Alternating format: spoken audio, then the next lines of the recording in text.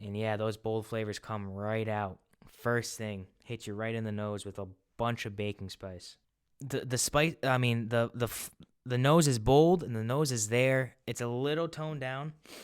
That could be me, you know, not being fully recovered. And I don't know if it was on my podcast, or I don't know if it was on this podcast or Bourbon with Friends, where I proved that I couldn't smell anything because I opened up this bottle and I took a big old sniff right in the bottle, and I didn't even I didn't even flinch. So that's how you know it's bad.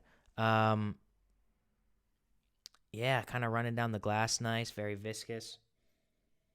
I'm getting, oh man, that's really good. I'm getting a lot of butterscotch, dark notes in there, dark fruits, kind of like a not like a port, but like a sweet raisin type of thing, maybe like a raisin bread or a raisin custard or something. Lots of oak in there, lots and lots and lots of oak, but nothing overpowering. Cherry on there like nobody's business.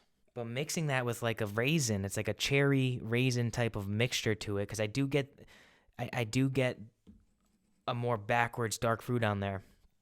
The more I give it a swirly poo, though, it is opening up with the cherry, and then on the back end of the nose, a nice cinnamon, nice cinnamon.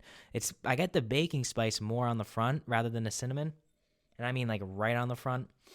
And then it also has, the standard vanilla notes in there. Oh man, it just smells. Oh, the smell's ready. It just smells ready to rock and roll, and that's what we're gonna do here right now. Welcome to another sippy poo, the first sippy poo of Who Gives a Dram 2020. I'm happy. We're gonna review this. Stagg Jr. Batch 17. Cheers, everybody. Oh, I'm so excited. I'm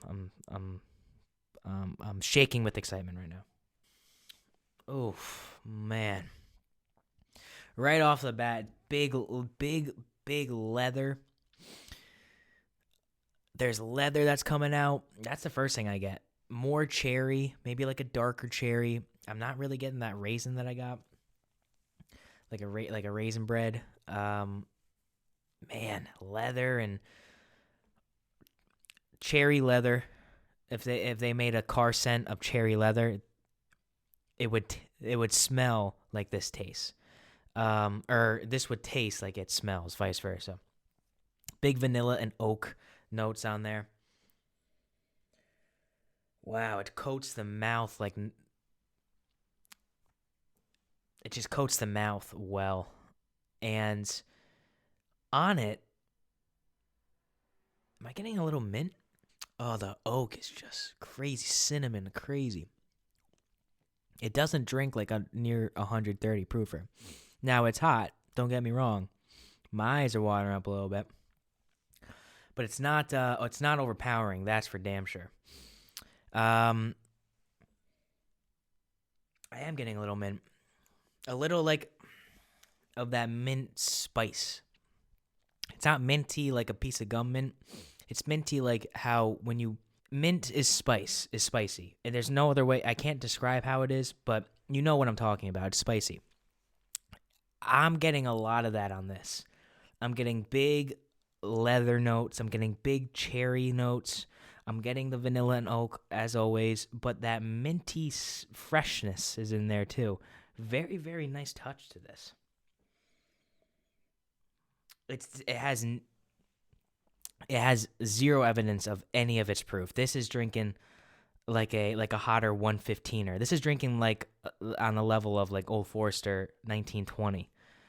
But not as much of that rye spice. It's more of like a minty spice with big cherry leather and vanilla in there. I will say this. I might catch a little flack on this. On the end, I'm getting a bit more of that cinnamon spice coming out on the end.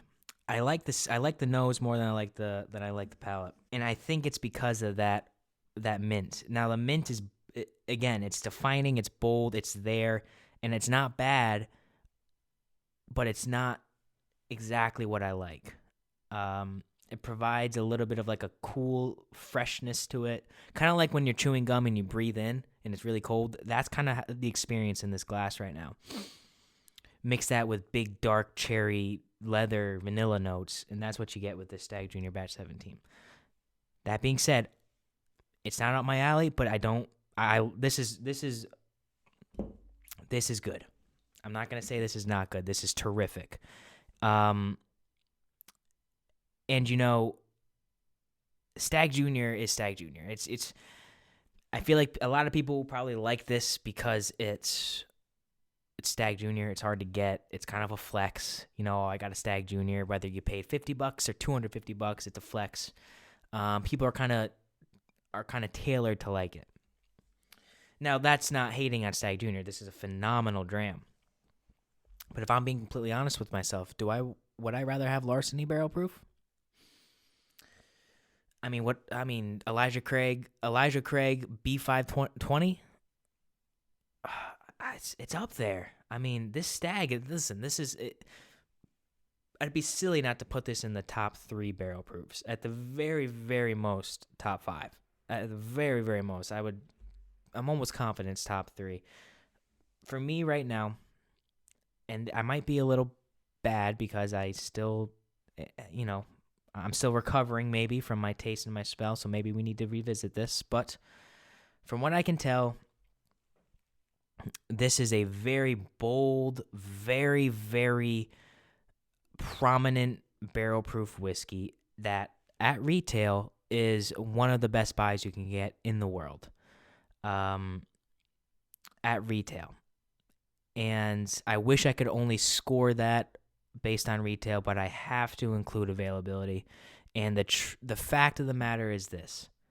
You can't find Stagg Jr. anywhere, for the most part, for retail. You kind of have to know a guy. You have to go at the right time. You have to win a lottery. You have to buy a barrel pick with it. And I'm not blaming anybody, but that's just the fact of the matter. That's real life. Real life, this is going for at least $200 at the very least. Maybe in some instances you find it for $150 and you think that's a deal. No, I would say for the majority of the time, the Stagg Jr. Batch 17 or regardless is going for $200 to $250, and that puts me in a predicament of how I'm gonna rate this. I'm gonna rate this based on the price, but the availability. I'm gonna rate this as a $50 to $60 MSRP. But I'm also going to include availability in there. Now, that being said, all in all, from presentation to color to nose, palate, finish, everything in between, this is about as good of a dram you're going to find anywhere. The boldness of the character, the way it coats your mouth, the way it stays with you throughout the entire process, from the nose to the palate to the finish, the way it gives you that Kentucky hug, as we all call it, with those big leather notes, those big, big, big oak notes, huge cherry notes, and then the little subtleties that are still bold in their own way. I don't know how they do it there at Buffalo Trace Distillery, with the cinnamon and the vanillas and the mint, like we were just talking about, and the baking spices and that raisin. There's a lot going on here, but it's very harmonious. It comes together very beautifully. And as a $50 to $60 bourbon, if you could find this, even if it was like Blanton's, where you could find it at a solid amount of places if you look hard enough, but if this was still available, if this was in every store, easy 9.5, if not higher. But that's the fact of the matter is I've seen this a few times in my over a year of visiting liquor stores just to look for whiskey. But I'd be a very, very foolish man to give this under a 9.0. With that being said, I'm going to give this Stagg Jr. Batch 17. I'm